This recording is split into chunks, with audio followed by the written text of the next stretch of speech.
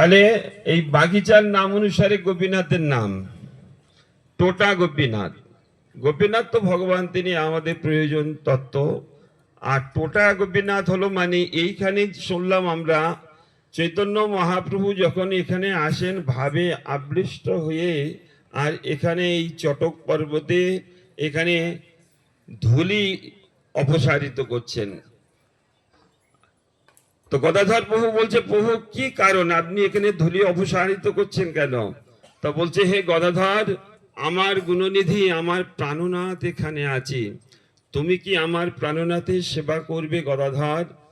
তো গদাধর বলছে, প্রভু আপনি আপনার প্রাণনাথকে আমাকে দেবেন আর আমি সেবা করব না, এটা কি হতে পারে? অবশ্যই সেবা করব।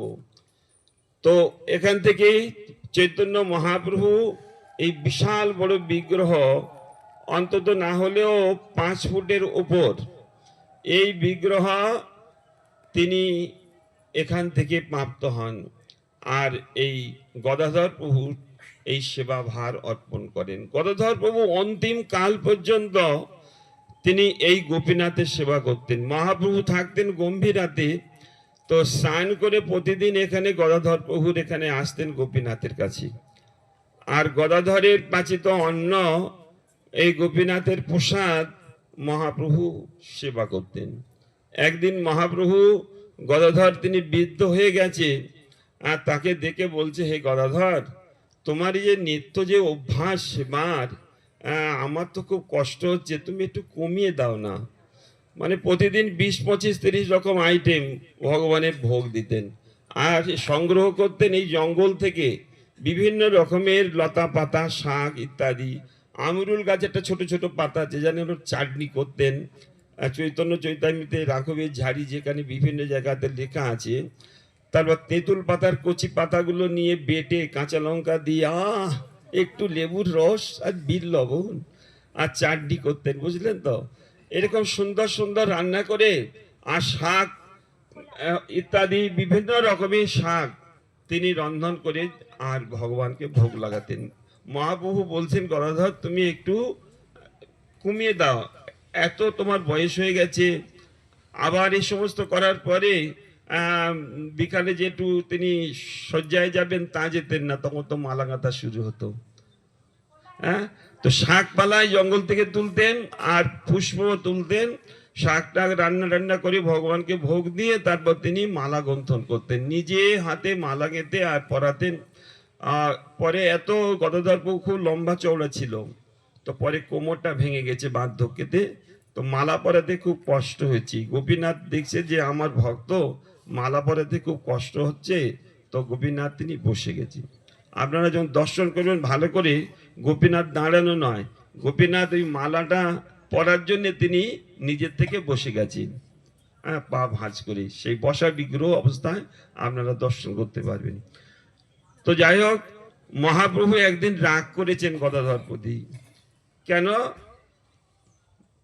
রন্ধনাদি করে ভোগ লাগিয়ে তিনি ডাকছেন প্রভুকে প্রসাদ পাওয়ার জন্য, প্রভু আসছেন না। বারবার যখন আসছে না, তো গদাধর প্রভু বলছে, তুমি যখন প্রসাদ পাবে না, হ্যাঁ, তাহলে তুমি আমাকে রন্ধন করালে কেন? বলতে পারতে আগে আমি প্রসাদ পাবো না। বলে, আমি এই জন্য রাগ করেছি যে তুমি তো আমার কথা শুনছো না, তোমার বয়স হয়ে গেছে, এত রন্ধন আদি করে তুমি ভোগ লাগাচ্ছ, এতে আমার কষ্ট হচ্ছে। তো সেবক সে কোনোদিন যেটি অভ্যাস তার প্রতিদিন নিত্য ভগবানের সেবা করা, সেই সেবা ছাড়া থাকতে পারেন না। যাই হোক, প্রতিনিয়ত তিনি ভগবানের সেবা করতেন। আচ্ছা, গদাধর প্রভু তিনি কে? আপনারা সকলে জানেন যে গদাধর প্রভু শ্রীমতী রাধারানী। বহুবার তিনি মহাপ্রভুর এই লীলাটাকে 2 ভাগে ভাগ করেছে। একটা গৌর লীলা, গৌর কৃষ্ণ লীলা, আর একটি হলো গৌর নারায়ণ লীলা। গৌর নারায়ণ লীলা নদিয়াতে 24 বছর পর্যন্ত যখন ছিলেন নদিয়াতে, তার লীলার নাম ছিল গৌর নারায়ণ লীলা। এই গৌর নারায়ণ লীলার তার শক্তি ছিল বিষ্ণু প্রিয়া এবং লক্ষ্মী প্রিয়া। যখন তিনি সন্ন্যাস অবলম্বন করে তিনি বিভিন্ন ক্ষেত্রে প্রচার কার্য আদি তীর্থে ভ্রমণ করলেন, তখন এক সন্ন্যাসীর কাছে একজন কোন স্ত্রী লোক থাকাটা শোভনীয় হবে না, কেননা তিনি জগৎগুরু, নিন্দনীয় হবে। তার জন্য গদাধর বাবু পূর্বের থেকে ঠিক করে এসছেন শ্রীমতী রাধারানী তিনি নিজেই এই গদাধর বাবু একটা পুরুষ আকার, কিন্তু ভিতরে রাধারানী, আর উপরে একটা পুরুষ আকৃতি গদাধর রূপে। তো এই লীলাটার নাম হলো গৌর কৃষ্ণ লীলা। এই লীলার সঙ্গী শক্তি হলো এই গদাধর পণ্ডিত। হরি বল। তো এই স্থান বৃন্দাবন, অভিন্ন বৃন্দাবন স্বরূপ। আর এই ক্ষেত্রমণ্ডলের এটি হলো শঙ্খ তীর্থ।